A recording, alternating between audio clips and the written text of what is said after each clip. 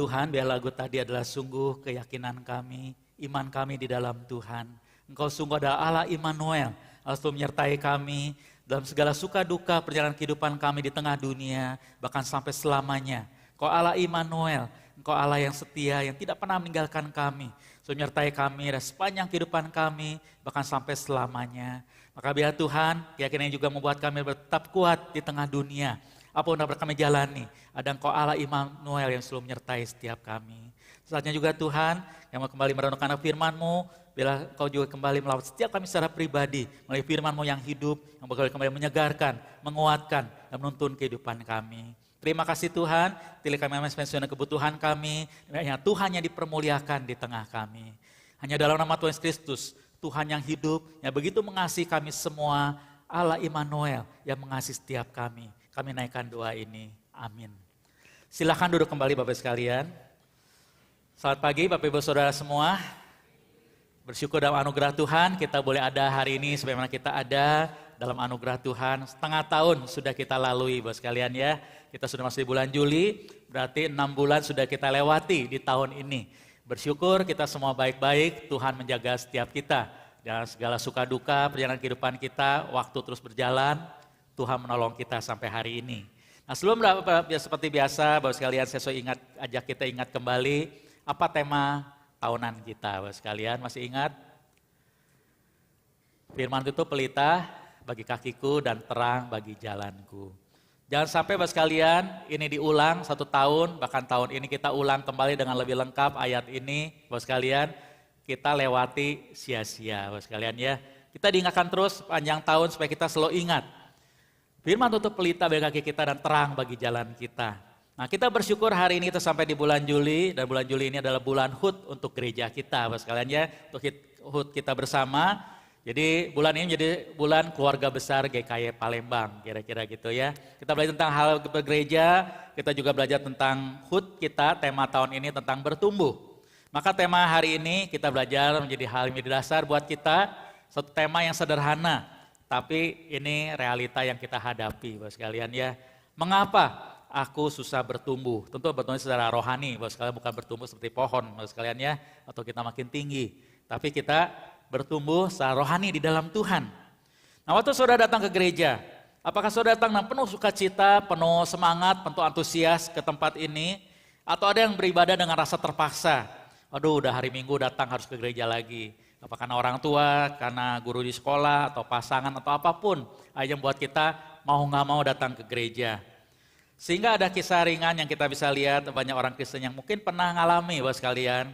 Ada orang Kristen yang rajin beribadah, tapi tuh dia datang di gereja, dia ngantuk-ngantuk di gereja. Karena semalam tidur udah tengah malam nonton film ya, drama Korea, drama Dracin gitu ya, atau saudara nonton TikTok dan sebagainya ya.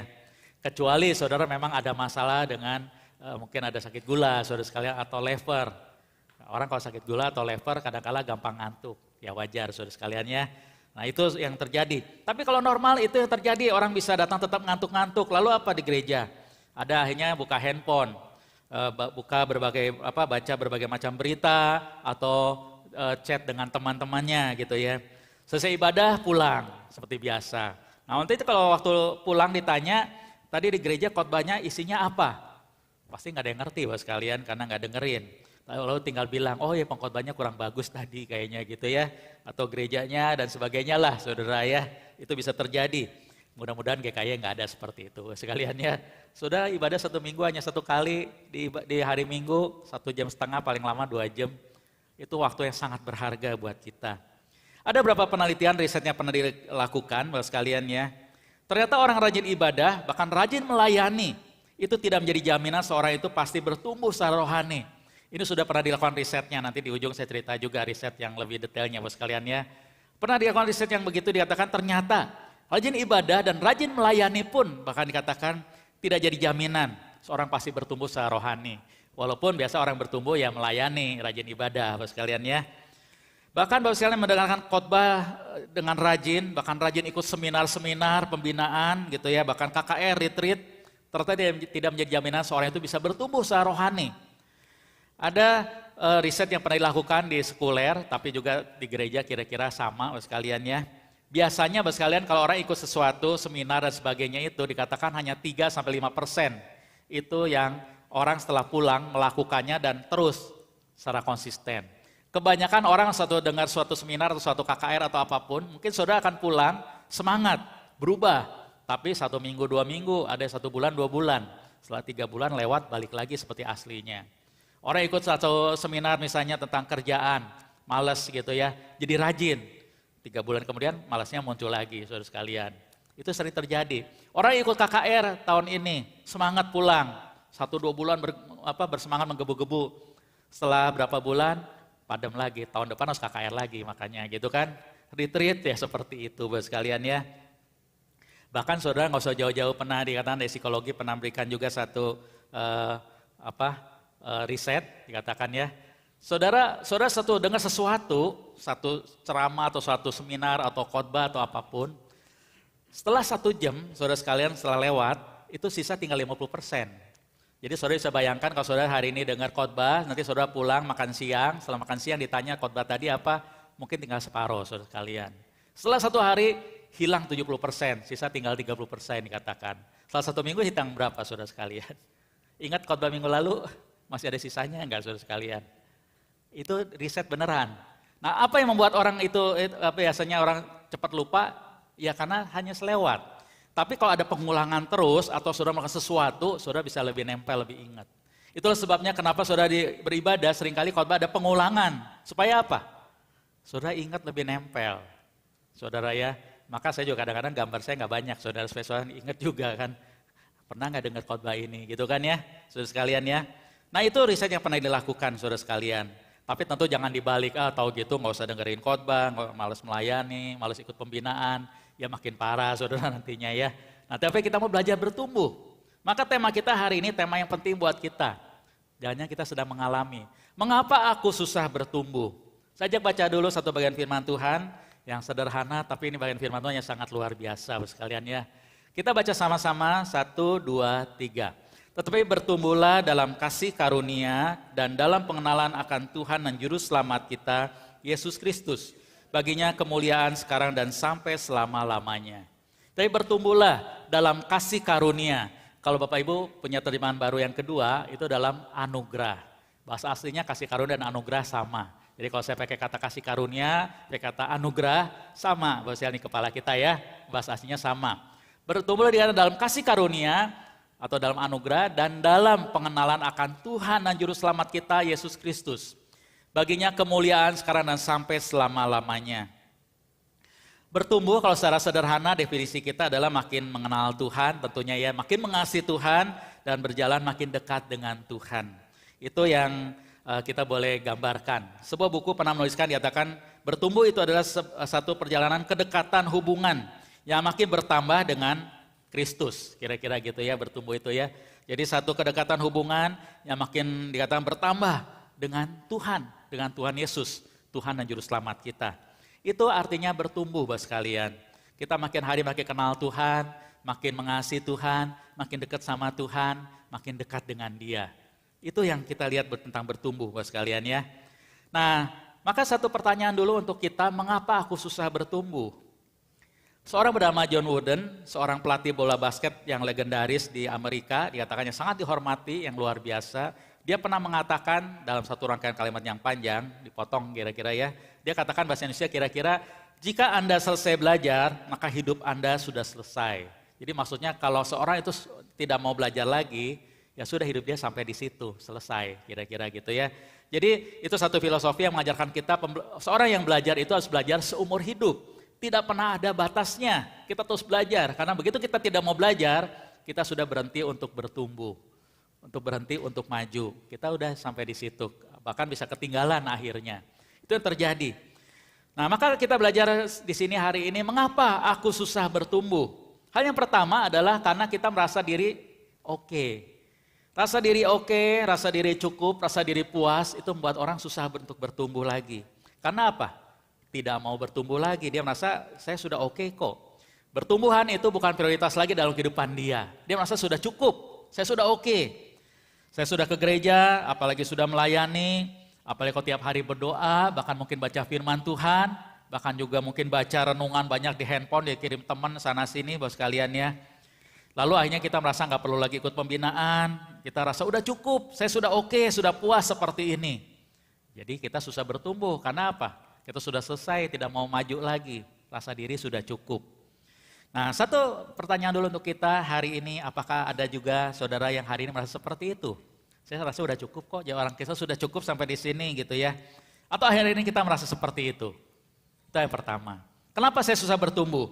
Karena saya rasa diri saya sudah oke, sudah cukup, sudah puas. Tapi juga ada kedua, kenapa aku susah bertumbuh? Ada juga yang kebalikannya, saudara, yang agak berbalik adalah rasa tidak puas, rasa kecewa, ada kepahitan. Ada diri sendiri mungkin mengalami ada masalah emosional yang berat, itu membuat orang susah untuk bertumbuh. Ada dosa atau kecanduan tertentu yang sangat mengikat, yang membuat dia susah untuk bertumbuh. Karena apa? Terlalu terikat sama dosa itu, terlalu sayang atau terlalu kecanduan sampai hal yang lain itu dia buang, itu menjadi perhatian dia, membuat dia tidak bisa maju. Atau hubungan yang tidak baik, mungkin sesama ada rasa dendam, ada kepahitan, ada kemarahan yang tidak selesai, terus di situ, tidak bisa mengampuni dan sebagainya.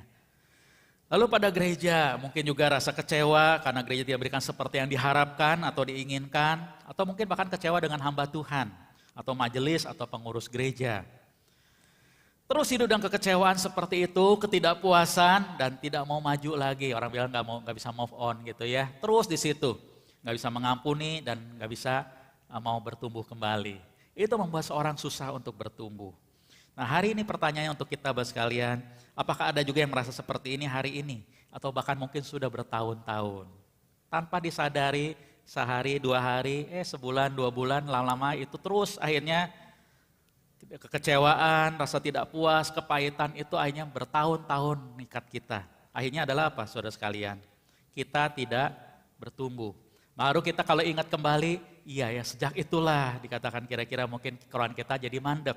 Kita nggak maju lagi. Saudara mungkin saat itu juga kita kehilangan sukacita, bahkan damai sejahtera. Nggak ada semangat lagi untuk beribadah, apalagi melayani. Kasih mula-mula kepada Tuhan telah hilang. Hidup kita akhirnya jadi datar seperti itu. Kita tidak bertumbuh lagi. Itu alasannya kenapa Bapak sekalian kita susah bertumbuh.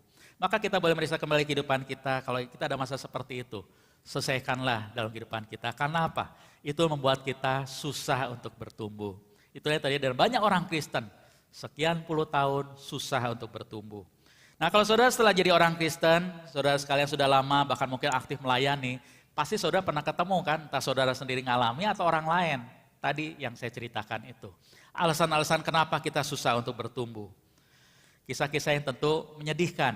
Tapi harapannya hari ini kita bersyukur, kita punya harapan karena firman Tuhan hari ini akan kita kembali.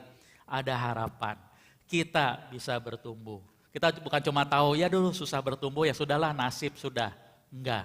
Firman Tuhan ajak kita hari ini mau belajar adalah bagaimana aku bisa bertumbuh. Nah kembali ke firman Tuhan tadi ingatkan kita. Bertumbuhlah, dikatakan dalam kasih karunia dan pengenalan akan Tuhan dan Juru Selamat kita Yesus Kristus. Bertumbuh itu bisa, bahkan didorong, dikatakan bertumbuhlah. Nah kalau Bapak Ibu baca latar belakang bagian ini, 2 Petrus adalah waktu itu ditulis oleh Rasul Petrus, seorang yang sangat jelas dekat dengan Tuhan. Dia kenal Tuhan dengan sangat dekat dan dialami begitu banyak anugerah Tuhan, sehingga Petrus selalu ingatkan, bertumbuhlah. Nah kalau Bapak Ibu baca dalam kitab 2 Petrus, waktu itu menghadapi pengajar sesat, guru-guru palsu. Jadi waktu itu ada filsafat gnostik dan antinomian, kalau Bapak Ibu tahu latar belakang filsafatnya ya. Itu ternyata mengajarkan yang macam-macam itu yang gak benar. Dan 2 Petrus dikatakan ditulis untuk mengatasi itu. Di pasal 1 dan pasal 2, menghadapi para pengajar sesat dan guru-guru palsu. Lalu kemudian di pasal ketiga, Paulus menegur untuk mereka yang meragukan akan kedatangan Tuhan yang kedua kali. Nah, Tuhan katakan nanti dia akan datang kedua kali. Banyak orang gak percaya, kok gak datang-datang? Berarti ini ditulis oleh Petrus sudah lebih tua buat sekalian ya. Orang tanya udah berpuluh-puluh tahun, berapa tahun lah kira-kira gitu kan. Kok Tuhan belum datang-datang nih? Nah Petrus ingatkan Tuhan pasti datang di pasal ketiga. Lalu kemudian dalam bagian penutup, maka Petrus menasihatkan dikatakan, kamu dikatakan untuk tetap waspada dan tetap teguh. Jangan goyah dalam pendirianmu di dalam Tuhan. Jangan tergoyah oleh ajaran palsu, guru-guru pengajar sesat dan sebagainya. Kamu harus tetap kuat, waspada dan jangan goyah dengan imanmu yang benar di dalam Tuhan. Lalu sebagai bagian penutupnya, baru 2 Petrus tuliskan ini. Bertumbuhlah dikatakannya. Dan bagian ini ada satu penekanan yang Petrus tekankan. Kalau Bapak Ibu baca dalam 2 Petrus di pasal 1, dia ulang-ulang ayat 2, 3, 8, pasal 2, 20, baru pasal 3, ayat 18. Saudara di situ, di bagian awal, pasal 1 dan pasal 2, Petrus tekankan tentang pengenalan, dikatakan yang jelas, yang clear, yang jelas, dikatakan tentang Tuhan. Pengenalan yang benar tentang Tuhan. Bertumbuhlah dalam pengenalan yang benar akan Tuhan. Pasal 1 dan pasal 2. Tapi di pasal yang ketiga, di sini dalam bertumbuhlah, Paulus dalam pengenalan yang benar, pengenalan dalam kata yang lebih dalam. Yaitu pengenalan yang pengenalan yang terus progresif, yang terus maju, saudara sekaliannya terus bertambah, juga pengenalan yang pribadi. Itu di bagian yang pasal 3. Nah itu kita boleh perhatikan Bapak sekalian, bagaimana aku bisa bertumbuh. Nah kata bertumbuh jelas di sini tekankan bertumbuh yang terus menerus, tidak pernah selesai. Jadi bertumbuh itu nggak ada ujungnya sampai kita ketemu Tuhan ya, bertumbuh. Nah maka pertanyaannya tadi, bagaimana aku bisa bertumbuh? Bagaimana aku bisa bertumbuh Bapak sekalian? Ini yang jadi penekanan kita hari ini. Bagaimana aku bisa bertumbuh? Hal yang pertama, bagaimana aku bisa bertumbuh adalah kita harus tahu dulu tujuannya. Aku mau bertumbuh yang kayak apa Bapak sekalian? Harus ada tujuan yang jelas, tujuan hidup yang jelas, aku mau bertumbuh. Makin kita jelas, baru kita tahu arahnya, saya mau ke situ. Saudara sekalian, bagaimana aku bisa bertumbuh? Nah bertumbuh, kita makin bertumbuh adalah kita makin kenal Tuhan, makin mengasihi Tuhan, tadi makin berjalan bersama dengan Tuhan. Kalau kita tahu tujuannya, mau jalan kemana, baru kita mau jalan kira-kira gitu kan, kalau enggak kita jalan di tempat kan. Nah kita mengenal Tuhan sama saudara sekalian, aku mau bertumbuh, jelas aku punya tujuan aku mau tumbuh. Kalau aku nggak mau tumbuh ya sudah, saudara nggak ada tujuan untuk tumbuh kan ya. Tapi waktu kita punya tujuan itu aku mau bertumbuh. Ketika itu menjadi tujuan hidup kita, dan itu kerinduan kita yang jelas, kita mau makin mengenal Tuhan, dan tadi ayat tadi dikatakan, bertumbuh dalam kasih karunia dan dalam pengenalan akan Tuhan dan Juru Selamat kita. Kita mau makin mengenal akan Tuhan Yesus, Tuhan dan Juru Selamatku. Itu jelas arahnya saudara sekalian. Aku mau bertumbuh apa?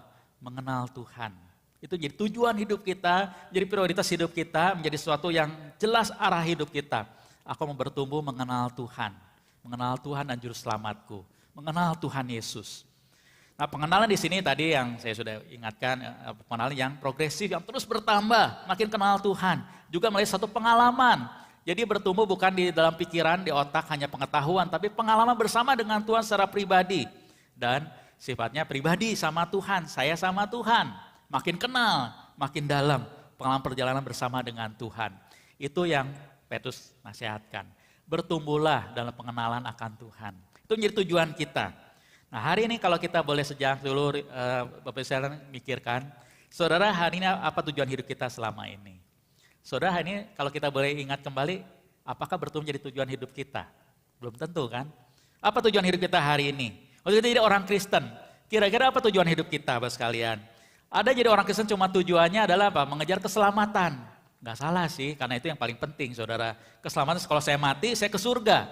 Karena sudah percaya Tuhan Yesus itu tujuan yang utama yang kita kejar. Lalu kemudian setelah itu adalah apa? Kejar berkat-berkat Tuhan, mengejar berkatnya. Bukan mengejar sang sumber berkat.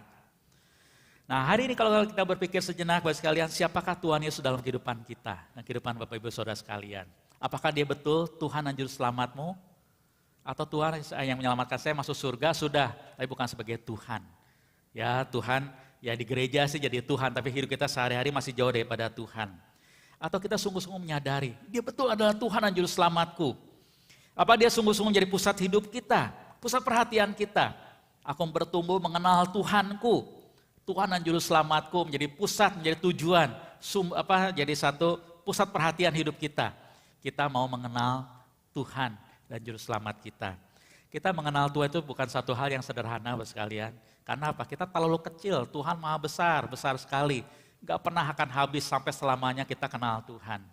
Itu proses yang kita tidak pernah habisnya. Tapi yang terjadi adalah makin kita kenal Tuhan, makin kagum sama Tuhan. Karena Tuhan itu Tuhan yang luar biasa. Nah itu hal yang pertama. Bagaimana aku bisa bertumbuh? Yang pertama adalah kita harus punya tujuan cita-cita dulu, kerinduan dulu. Saya mau bertumbuh. Makin mengenal Tuhan itu tujuan kita. Kita punya dulu. jadi perhatian kita, tujuan hidup kita. Hal yang kedua dari 2 Petrus katakan adalah apa? Bertumbuhlah dalam kasih karunia, bertumbuh dalam anugerah. Kita selalu menyadari adalah apa? Anugerah Tuhan. Seberapa hari ini kita menyadari akan anugerah Tuhan atau kasih karunia Tuhan? Tadi lagu kita bagus buat sekalian ya. Tadi dikatakan anugerah Tuhan itu membuat kita terpesona. Anugerah adalah apa buat sekalian? Anugerah adalah pemberian dari Tuhan yang terlalu mahal, terlalu berharga, yang sebenarnya kita tidak layak menerima. Itu artinya anugerah. Jadi Tuhan memberikan sesuatu yang kita nggak mungkin sanggup bayar, sanggup beli, nggak mungkin, terlalu mahal, terlalu berharga. Kita nggak sanggup untuk membayarnya. Tapi dalam kebaikan Tuhan, dalam kebaikan hati Tuhan, Tuhan berikan itu dengan cuma-cuma, dengan gratis. Itu artinya anugerah. Jadi dalam anugerah tidak ada jasa atau andil kita. Oh, karena saya berjasa jadi Tuhan baik sama saya. Enggak. Anugerah adalah dalam kebaikan Tuhan, Tuhan mengasihi kita. Dia memberikan sesuatu pada kita yang pemberian itu tidak akan sanggup kita bayar, tidak sanggup kita tebus. Terlalu berharga, terlalu mahal, gak mungkin dapat kita jangkau. Itu artinya anugerah. Apa anugerah yang kita sudah alami sekalian? Anugerah keselamatan, itu adalah anugerah. Kita nggak mungkin beli keselamatan daripada Tuhan, kita nggak bisa menebus dosa kita. Tapi karya Tuhan di atas kayu salib, menebus dosa kita, pengorbanan itu, keselamatan itu adalah anugerah yang terbesar yang sudah pernah Tuhan berikan buat kita. Lalu juga pengampunan, hanya Tuhan yang bisa mengampuni dosa. Saudara cari pengampunan kemanapun nggak bisa, tapi Tuhan kata dalam anugerahnya, Dia berkenan mengampuni dosa kita. Lalu kebaikan Tuhan sepanjang kehidupan kita, itu anugerah yang tidak pernah habis-habisnya. Semua yang baik yang kita terima adalah anugerah Tuhan. Waktu kita menghadapi pergumulan, kita hadapi masalah, kesusahan, tetap anugerah Tuhan yang menolong kita bisa mampukan kita melaluinya. Itu anugerah Tuhan di sana, Bapak sekalian. Maka terlalu banyak, tidak terhitung setiap hari sepanjang kehidupan kita. Maka seorang penafsir, Warren Wiersbe, seorang yang terkenal mengatakan, anugerah Tuhan itu untuk setiap situasi dan setiap tantangan dalam kehidupan. Hidup anugerah Tuhan itu selalu ada. Nah, segala situasi kehidupan kita baik tidak baik semua yang ada dan dalam setiap tantangan pergumulan dalam kehidupan kita ada anugerah Tuhan di sana. Maka waktu kita bertumbuh dalam anugerah Tuhan, kita akan adalah apa? Bertumbuh dalam kasih karunia, bertumbuh dalam anugerah Tuhan, kita akan semakin kagum, terkagum-kagum, terpesona akan keajaiban anugerah Tuhan. Kita makin heran, betapa ajaibnya, betapa besarnya, betapa luar biasanya. Kok Tuhan mau mengasihi aku, Tuhan begitu baiknya. Itu menyadari anugerah Tuhan. Maka sampai di sini Bapak sekalian, apa kita sudah menyadari akan anugerah Tuhan dalam kehidupan kita? Seringkali kita anggap sepele, keselamatan bersyukur banget setelah lama-lama lupa. Pengampunan yang berharga setiap minggu kita ada pengampunan dosa, selalu ingatkan kita kembali betapa besarnya anugerah Tuhan yang mengampuni dosa kita. Kita mungkin kadang ya pengampunan ya sudah tambah-tambah liturgi mungkin saudara, padahal itu penting buat kita. Ingatkan kita selalu anugerah Tuhan. Lalu hidup kita yang baik-baik hari ini, kita sadar nggak anugerah Tuhan? Bahkan kalau saudara makin bertumbuh, dikatakan bertumbuh dalam kasih karunia, dalam anugerah Tuhan. Satu saat kita akan waktu nengok ke belakang, kita akan makin sadar ternyata anugerah itu terlalu banyak, cuman kita nggak pernah perhatiin. Kita nggak pernah hitung, kita nggak pernah sadari. Waktu kita sadari kita baru sadar, anugerah itu terlalu banyak, terlalu luar biasa sampai kalau kita hitung itu nggak pernah habis, nggak akan terhitung maksudnya. Karena banyak detail-detail dalam kehidupan kita nggak pernah perhatiin. Padahal itu adalah anugerah Tuhan. Nah saudara, waktu kita menyadari bertumbuh dalam anugerah Tuhan itu menyadari anugerah Tuhan membuat kita akan apa Bapak sekalian? Hidup yang selalu bersyukur. Kita akan bersyukur Tuhan, terima kasih Tuhan begitu baiknya, nggak pernah habis-habisnya kebaikan Tuhan. Saudara, kapan kita sungguh-sungguh pernah bersyukur sama Tuhan? Kapan terakhir kali kita bisa bersyukur dengan hati yang penuh, dengan satu sukacita, tapi juga dengan mungkin satu keharuan, satu syukur yang luar biasa betapa baiknya Tuhan itu dalam kehidupan kita. Waktu kita bisa bertumbuh dalam kasih karunia, dalam anugerah Tuhan ini membuat kita apa Bapak sekalian? Kita ini seorang yang selalu tahu diri. Kita akan tahu semua pencapaian kita, semua kita punya adalah apa? Anugerah Tuhan. Rasul Paulus mengatakan, dan semua keberhasilan dia dikatakan, karena anugerah Tuhanlah yang bekerja melalui aku. Bukan aku yang hebat, tapi anugerah Tuhan yang memakai aku. Dalam semua pencapaian kita ini kita selalu menjadi seorang yang makin tahu diri. Semua anugerah Tuhan. Saudara dikasih nasihat aja nggak bisa apa-apa Bapak sekalian. Ya kan? Banyak hal dalam kehidupan kita yang kita nggak pernah sadari, anugerah Tuhan terlalu banyak. Maka hal yang kedua dikatakan kita mau bertumbuh adalah tadi pertama jadi tujuan hidup kita, bertumbuh itu yang kedua adalah bertumbuh dalam kasih karunia Bapak sekalian. Hal yang terakhir Bapak sekalian dalam bagian ini, bagaimana aku bisa bertumbuh? Nah kita mau bertumbuh itu dikatakan bertumbuhlah dalam kasih karunia dan dalam pengenalan akan Tuhan Juru Selamat kita. Saudara ingat tema kita sepanjang tahun adalah firman Tuhan. Bagaimana kita bertumbuh dalam mengenal akan Tuhan dan Juru Selamat kita? Satu cara mengenal Tuhan yang paling banyak Tuhan pakai adalah melalui firman Tuhan. Bertumbuhlah di dalam pengenalan akan Tuhan melalui firman-Nya. Ingat firman Tuhan adalah pelita bagi kaki kita dan terang bagi jalan kita. Firman Tuhan menjadi pegangan penuntun hidup kita. Nah saya baru cerita Bapak sekalian, tadi di bagian depan juga ada singgung Bapak sekalian ya. Kalau saudara pernah tahu di Amerika ada satu gereja yang sangat besar namanya gereja Willow Creek. Willow Creek itu sekitar 20 tahun yang lalu sampai hari ini saya cek di websitenya masih gereja yang besar sekali. Itu gereja sangat sibuk sekali, kegiatannya sangat banyak, pelayanannya sangat banyak, itu gereja jadi banyak orang belajar daripada gereja itu. Dulu pendetanya terkenal Bill Helbers, kalau sekarang sudah ganti ya gembalanya Bapak sekalian ya. Nah gereja sangat berkembang sekali, pelayanannya sangat banyak. Nah gereja ini satu titik dikatakan ada berapa orang yang kemudian memikirkan masa depan gereja, mereka mulai memikirkan. Apakah selama ini gereja kita itu udah betul membuat orang itu bertumbuh? Apakah mereka betul bertumbuh di dalam Tuhan? Maka dikatakan mereka karena itu gereja besar, mereka berani bikin satu survei yang besar-besaran. Jadi setiap tahun mereka suka dulu mengadakan konferensi pertumbuhan gereja, kira-kira gitu banyak orang hadir. Jadi mereka akan survei dari situ dan dikembangkan. Lalu dikatakan dalam perjalanan mereka mengadakan survei pada lebih daripada 500 gereja. Jadi saudara di gereja di Amerika dan di luar Amerika. Mereka bikin survei sampai 500 gereja dengan jumlah jemaat lebih daripada 157.000 jemaat.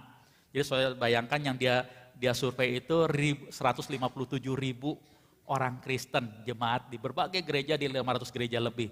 Jadi bukan hanya numpang lewat sekalian. Nah survei itu menemukan banyak hal. Nah salah satunya tadi, waktu orang aktif di gereja, rajin ibadah dan pelayanan ternyata tidak menjamin dia bertumbuh.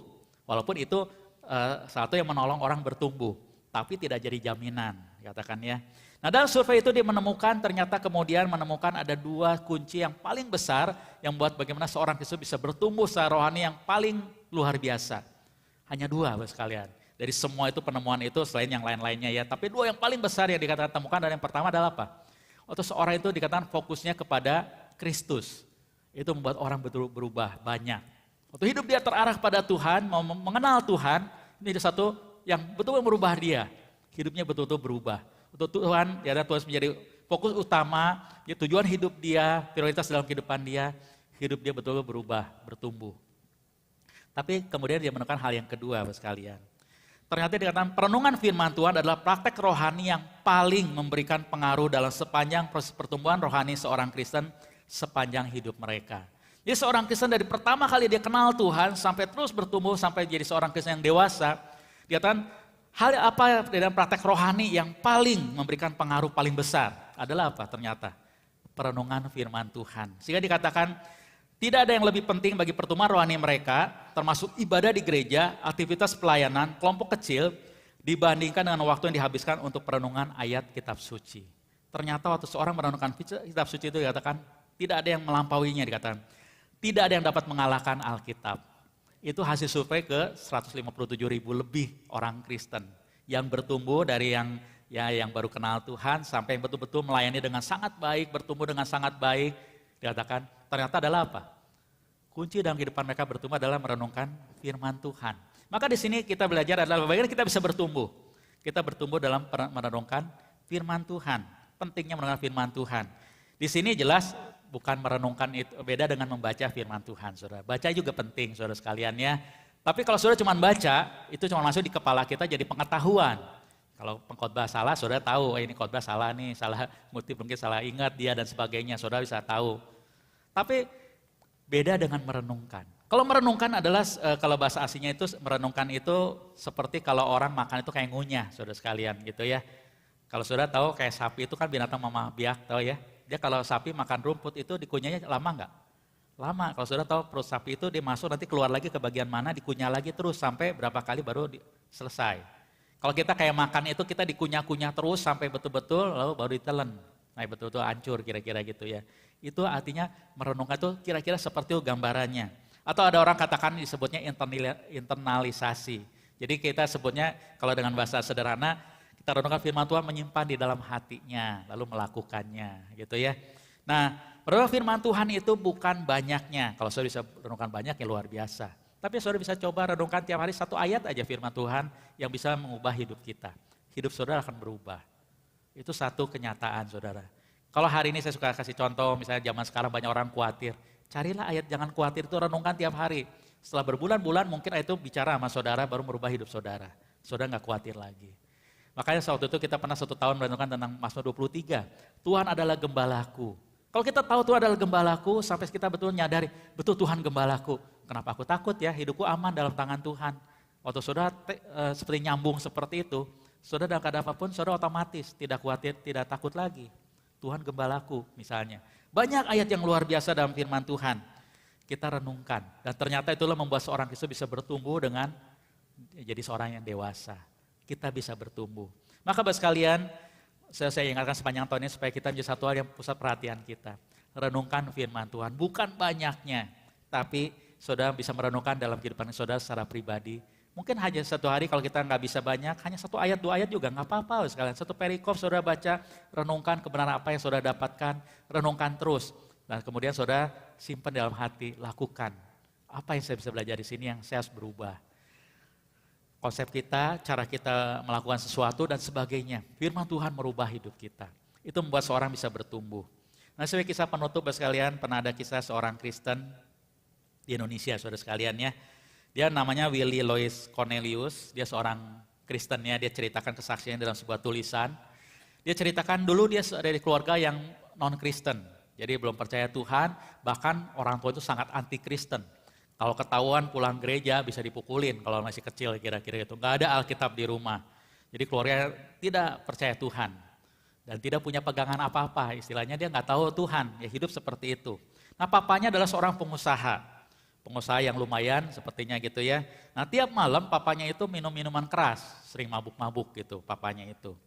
Nah si Willy ini setelah lulus SMA karena dia keluarga orang kaya, sekolahin kuliah ke luar negeri. Karena kemudian dia sampai PhD, saudara ya, sampai S3 di luar negeri ya. Nah waktu dia kuliah di sana, dia ikut kebiasaan papanya. Kalau malam-malam itu, tiap malam dia mabuk-mabukan. Itu jadi gaya hidup dia. Nah satu hari, di atas satu malam, dia dalam kehidupan dia waktu itu sore itu, malam itu dia hatinya resah, asa kosong, dia jalan-jalan di satu jalan gitu ya. Pikirannya kosong, kemudian sampai di depan sebuah gereja. Tanpa sadar lewat sebuah gereja, ternyata gereja itu lagi ada kebaktian pemuda. Kebaktian pemuda, lalu oleh asirnya itu disambut, ayo Pak silakan masuk gitu ya, entah gimana gitu ya. Akhirnya dia dalam pikiran yang kosong itu, dia duduklah di gereja. Ikut ibadah di situ. Ikut ibadah ya waktu itu belum kepikir apa-apa, dia cuma ikut ibadah dan pikiran yang kosong, pokoknya ikut. Lalu setelah itu dikenalin, setelah pulang biasa di gereja dikenalin sama pengurusnya. Ada seorang pengurus di gereja itu seorang wanita gitu ya. Dia tertarik, ini kayaknya baik gitu ya. Nah gara-gara itulah Bapak sekalian akhirnya dia setiap minggu dia ibadah ke gereja. Komisi pemuda waktu itu kaum muda mungkin ikut ibadah umum juga. Jadi dia rajin ke gereja karena dia ingin ngejar siapa? Wanita tadi. Ada nggak di sini gitu saudara sekalian ya? Nah dia ke gereja bukan karena cari Tuhan, kejar si cewek itu gitu saudara sekalian. Tapi beneran karena kejar akhirnya dia sungguh-sungguh juga ibadah terus, dia akhirnya percaya Tuhan. Dia percaya Tuhan, akhirnya dia dibaptis gitu ya. Betul-betul percaya Tuhan Yesus, dia dibaptis, lalu kemudian beneran pacaran sama perempuan tadi. Wanita tadi akhirnya mereka menikah. Nah setelah menikah apa yang terjadi Bapak sekalian? Setelah menikah ternyata tidak seperti yang diimpikan dikatakan. Orang kira menikah itu kayak bulan madu gitu. Bulan madu ya cuman berapa hari kali ya. Setelah itu dikatakan rumah tangganya itu cekcok terus, ribut terus rumahnya. Karena apa? Mereka dua-dua itu ya udah pacaran sih padahal ya. Mereka dua-dua itu dikatakan dua-dua anak sulung. Lalu dua-dua karakternya keras, sama-sama keras gitu ya. Jadi kalau berantem ya dua-dua ribut saudara sekalian. Itu yang terjadi terus di hari-harinya. Nah saat seperti itu dia kembali pada kehidupan malam dia. kehidupan lama dia gitu ya. Jadi dia seringkali akhirnya mabuk-mabukan, dia merokok gitu ya, dan mabuk-mabukan, jadi gaya hidup dia. Padahal di rumahnya itu suka diadakan persekutuan, kebaktian di rumah gitu. Itu yang dia lakukan. Tapi ya dia cuma begitu aja saudara sekalian. Nah satu hari waktu istrinya itu mengandung anak yang pertama.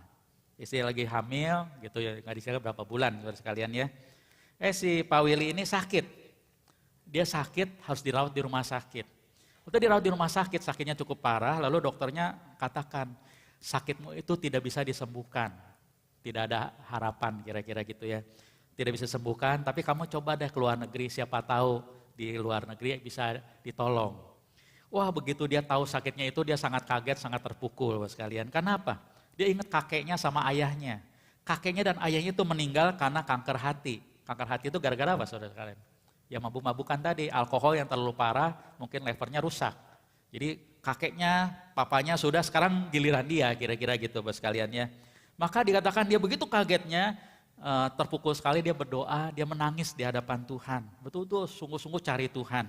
Dia minta pengampunan Tuhan, kalau selama ini dia udah hidup dengan sia-sia, hidup yang gak benar segala macam, dan minta Tuhan sembuhkan. Setelah itu dikatakan ya dengan anugerah Tuhan dia berobat ke luar negeri, ya bersyukur ternyata sembuh Bapak sekalian. Setelah dia sembuh, dia sekarang betul-betul hidupnya sungguh-sungguh cari Tuhan. Dia mau mengenal Tuhan, hidup mau dekat sama Tuhan. Hidup dia kemudian juga semakin dipulihkan. Dia lepas daripada keinginan minum dan merokok, dikatakan dia bisa minum merokok, sekarang dia enggak lagi. Bisa lepas sendirinya tanpa dia paksakan. Dengan sendirinya Tuhan lepaskan. Lalu juga rumah tangganya dipulihkan. Rumah tangga dia dipulihkan, dikatakan sekarang jadi sangat mengasihi. Kalau dulu sama istri berantem terus, sekarang bisa saling mengasihi, mereka luar biasa. Lalu Tuhan karuniakan 2 orang anak yang baik bagi mereka. Dan kemudian dikatakan orang tuanya, adiknya, kakaknya hampir semua percaya Tuhan. Sekarang dia ceritakan hidup ini ada sebuah perjalanan yang indah, dia akan menikmati anugerah, yang menikmati karunia yang telah dianugerahkan Tuhan bagi kita. Menikmati anugerah Tuhan. Dan dia selalu mengatakan, yang kesaksiannya, oleh kasih karunia, saya sudah diselamatkan. Dia ingat, karena kasih karunia Tuhanlah saya diselamatkan. Tapi kemudian diceritakan juga, oleh kasih karunia, saya sudah diselamatkan dari minuman keras. Oleh kasih karunia, atau anugerah gitu ya, saya sudah diselamatkan dari kehancuran keluarga. Oleh kasih karunia, saya sudah diselamatkan dari kematian. Oleh kasih karunia, keluarga besar saya diselamatkan. Jadi merasakan dia sungguh-sungguh menyadari betapa besarnya anugerah Tuhan. Kasih karunia Tuhan dalam kehidupan dia, membuat hidupnya sungguh-sungguh berubah. Dia terus bertumbuh di dalam Tuhan, dia melayani Tuhan dengan baik, bahkan terus jadi berkat oleh kehidupan dia. Istrinya juga sama-sama jadi berkat sekalian. Itu yang dilayani oleh saudara Willy ini, saudara sekalian. Nah bagaimana dengan kita sekalian? Kalau Tuhan mengasihi keluarga saudara Willy ini, tentu Tuhan juga mengasihi setiap kita. Mungkin hidup kita juga ada yang sama, ya dalam masa seperti ini, tapi melalui firman Tuhan boleh ingatkan kita kembali, ada harapan. Bertumbuhlah dalam kasih karunia atau dalam anugerah dan dalam pengenalan akan Tuhan dan Juru Selamat kita. Kita akan melihat bagaimana waktu kita bertumbuh itu, kita mengalami ajaibnya anugerah itu dan ajaibnya pengenalan akan Tuhan yang membuat kita sungguh-sungguh hidup yang terbaik, hidup yang berharga, hidup yang sungguh memuliakan Tuhan. Mari kita baca firman Tuhan bersama-sama sekali lagi Bapak sekalian ya. 1, 2, 3. Tetapi bertumbuhlah dalam kasih karunia dan dalam pengenalan akan Tuhan dan Juru Selamat kita Yesus Kristus. Baginya kemuliaan sekarang dan sampai selama-lamanya. Kiranya Tuhan menolong setiap kita apapun keadaan kita hari ini. Jangan putus asa, jangan menyerah, ada harapan. Bertumbuhlah dalam kasih karunia dan dalam pengenalan akan Tuhan dan Juru Selamat kita Yesus Kristus. Bagi dia segala kemuliaan sampai selamanya. Amin. Mari kita berdoa. Tuhan, Kau mengenal setiap kami dengan sempurna. Kau kenal seluruh kehidupan kami yang terbuka di hadapan-Mu. Tidak ada yang tersembunyi dan Kau tahu di mana kami berada. Sungguhkah apakah kami sudah sungguh mengenal Engkau atau kami sejauh daripada Tuhan? Tuhan, kalau kami sejauh daripada Engkau, beri kami kesempatan boleh datang untuk boleh mengenal Tuhan Yesus sebagai Tuhan dan Juru Selamat kami pribadi. Yang beroleh keselamatan, oleh anugerah yang ajaib di dalam Engkau. Dan kami sudah mengenal Engkau Tuhan, Tuhan ampuni juga kalau mungkin kami begitu lambat untuk bertumbuh, bahkan kami mungkin mandek karena masa lalu kami dan berbagai hal yang kami hadapi. Tapi ya Tuhan tetap ada kesempatan, ada anugerah-Mu bagi setiap kami, untuk kami membuka diri kami, untuk boleh kami bisa bertumbuh di dalam Tuhan. Bawa pada kami Tuhan hati yang baru diperbaharui, arah hidup kami, tujuan kami mau mengenal Tuhan lebih dalam, bertumbuh di dalam anugerah-Mu, bertumbuh di dalam pengenalan yang lebih dalam akan Tuhan dan Juru Selamat kami, Tuhan Yesus yang begitu mengasihi kami. Tuhan tolong kami Tuhan dalam anugerah-Mu, juga berikan kesempatan untuk bertumbuh dalam anugerah-Mu, makin menyadari betapa besarnya kebaikan-kebaikan Tuhan tidak pernah habis-habisnya dalam seumur hidup kami. Buat kami terus bersyukur, buat kami terus hidup yang terbaik memuliakan Tuhan. Karena kami tahu betapa berharganya hidup kami di dalam tangan Tuhan, di dalam anugerah-Mu. Dan Tuhan tolong kami Tuhan, melalui firman-Mu, terus bertumbuh dengan firman Tuhan, terus merubah kehidupan kami. Kami terus makin kuat, makin kokoh di dalam Tuhan, bertumbuh menjadi seorang anak Tuhan yang boleh sungguh memuliakan Tuhan, boleh jadi berkat dimanapun kami berada. Terima kasih Tuhan, Tuhan tolong kami kalau ada dalam pergumulan, anugerah Tuhan juga yang cukup, yang tidak pernah berubah, boleh terus nyata dalam kehidupan kami, memampukan kami menang dalam setiap pergumulan kami, dan dalam semua kami hadapi, Tuhan yang baik selalu menolong setiap kami. Terima kasih Tuhan, terima kasih betapa ajaibnya Engkau mengasihi kami. Yang bersyukur dan kami berdoa, dalam nama Tuhan Kristus, Tuhan kami yang hidup, yang begitu ajaib mengasihi setiap kami naikkan doa ini. Amin.